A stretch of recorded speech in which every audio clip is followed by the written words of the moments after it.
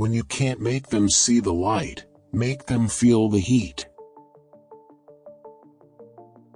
Peace is not the absence of conflict, it is the ability to handle conflict by peaceful means. We can't help everyone, but everyone can help someone. All great change in America begins at the dinner table. Coercion, after all, merely captures man. Freedom captivates him. Above all, we must realize that no arsenal, or no weapon in the arsenals of the world, is so formidable as the will and moral courage of free men and women. It is a weapon our adversaries in today's world do not have. We must reject the idea that every time a law is broken, society is guilty rather than the lawbreaker. It is time to restore the American precept that each individual is accountable for his actions. Freedom is never more than one generation away from extinction. We didn't pass it to our children in the bloodstream. It must be fought for, protected, and handed on for them to do the same.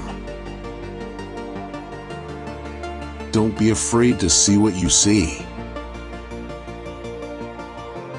Entrepreneurs and their small enterprises are responsible for almost all the economic growth in the United States.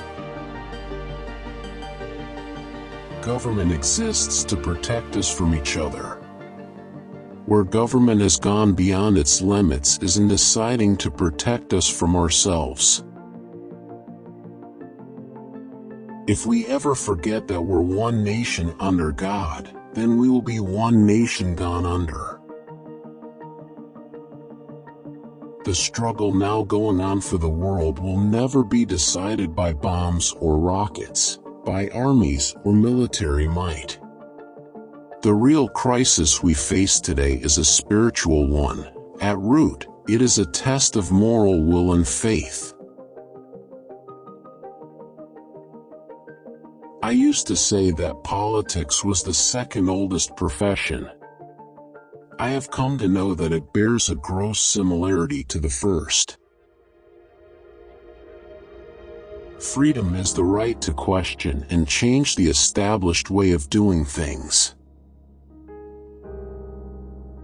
One of the traditional methods of imposing statism or socialism on a people has been by way of medicine.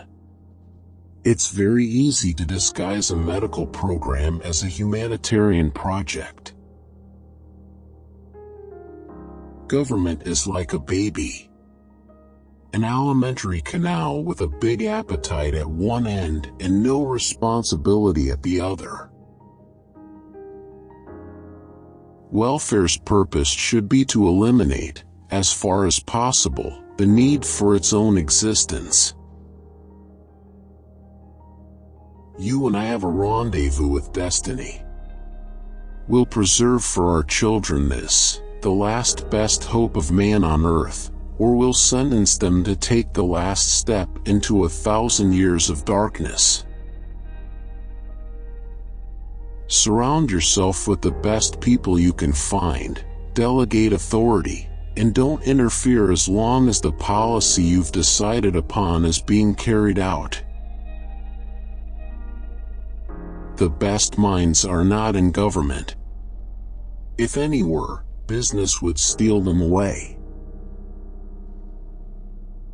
There are no great limits to growth because there are no limits of human intelligence, imagination, and wonder. My philosophy of life is that if we make up our mind what we are going to make of our lives, then work hard toward that goal, we never lose. Somehow we win out. Thomas Jefferson once said, "We should never judge a president by his age, only by his works." And ever since he told me that, I stopped worrying.